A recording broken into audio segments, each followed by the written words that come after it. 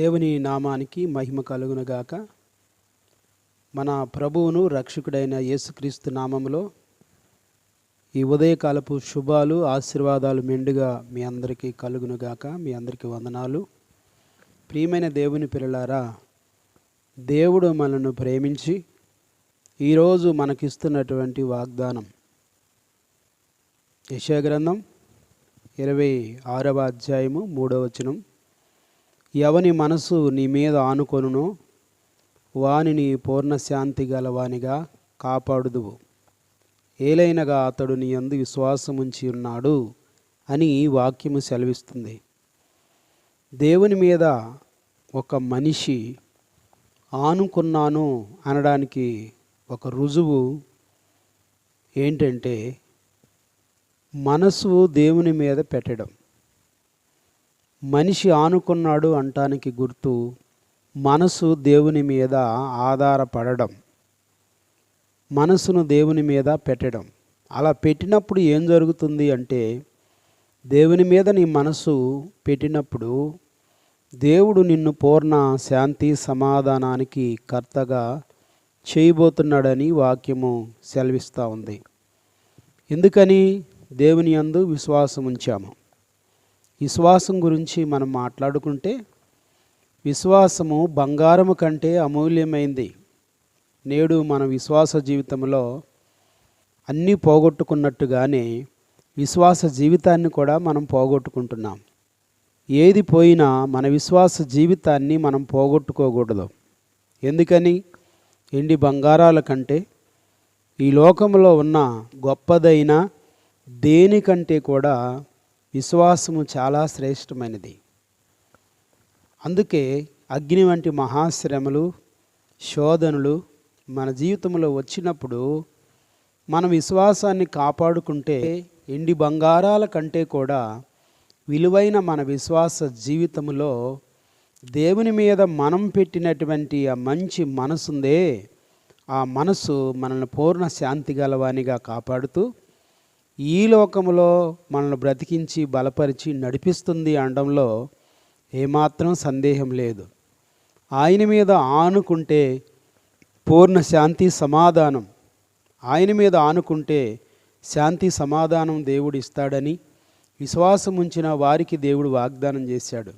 మరి క్రొత్త నిబంధనలో కూడా ఆయన వాగ్దానం చేశాడు. ఏమని? నా శాంతినే మీకు ఇస్తున్నాను అన్నాడు. ఈరోజు మనం కొనలేనిది, మనము సంపాదించుకొనలేనిది దేవుని మీద మనసు పెట్టిన మనకు శాంతి సమాధానము దేవుడు ఇస్తున్నాడు. ఈ సంగతి మనం జ్ఞాపకం చేసుకోవాలి.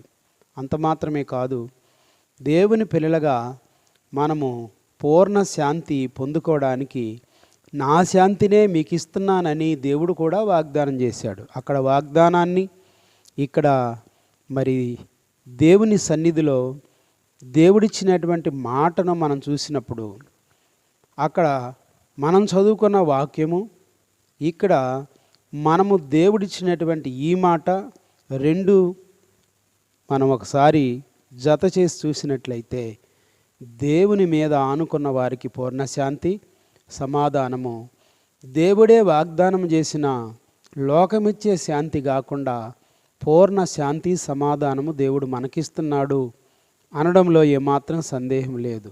కాబట్టి ప్రియులారా, ఈ దినాల్లో శాంతి సమాధానం కోల్పోయి ఎన్నో ఆర్థిక ఇబ్బందులు, అప్పు సమస్యలు, అనారోగ్య సమస్యలు, శత్రు సమస్యలు ఎదుర్కొంటూ ఈ విశ్వాస జీవితాన్ని కొనసాగిస్తున్నావా? అయితే నీ విశ్వాసాన్ని బలంగా పట్టుకో. దేవుని మీద ఆధారపడి దేవుని శాంతి సమాధానం పొందుకో.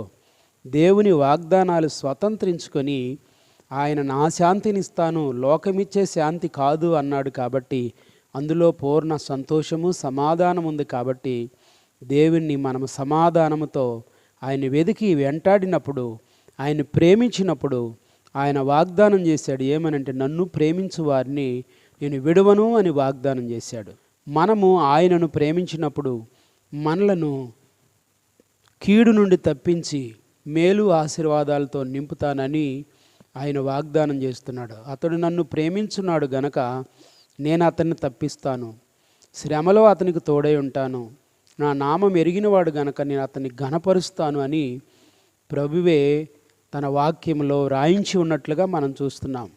కాబట్టి ఈ ఉదయకాలం ఈ వాక్కు నువ్వు వింటూ ఉన్నావు కదా. అయితే ఆయన శాంతి సమాధానం నీకు కావాలంటే ఆయన యందు సంపూర్ణమైన విశ్వాసం కలిగి ఉండు. అంత మాత్రమే కాదు, ఆయన శాంతి సమాధానం లోక సంబంధమైనది కాదు, ఇది పరలోక సంబంధమైనది. కాబట్టి ఇక ఈ శాంతి సమాధానం కలిగిన నిన్ను, నీ సంతోషాన్ని ఏ దుష్టుడు అపహరించడు. కాబట్టి అది ఎంతో ఆనందము నీకు కలిగిస్తుంది అని నువ్వు గుర్తించి ప్రభువుని గట్టిగా పట్టుకొని ఆయన విడిచిపెట్టకుండా నువ్వు ప్రభువులో జీవించాలని ప్రభు పక్షాన నేను మీకు తెలియజేస్తున్నాను. ఈరోజు దేవుని యొక్క వాగ్దానము మనం గమనిస్తే, ఆయన మీద ఆనుకుంటే ఆయన నీకు శాంతి సమాధానం ఇస్తున్నాడనే సంగతి నువ్వు గుర్తుంచుకొని ఆయన విడిచిపెట్టొద్దని ప్రేమతో మీ అందరికీ మనవి చేస్తూ ఈ ఉదయకాలపు వాక్కులను ముగిస్తూ ఉన్నాను. దేవుడు మిమ్మల్ని ఈ సంవత్సరం బహుగా దీవించి వర్ధిల్ల చేయునుగాక.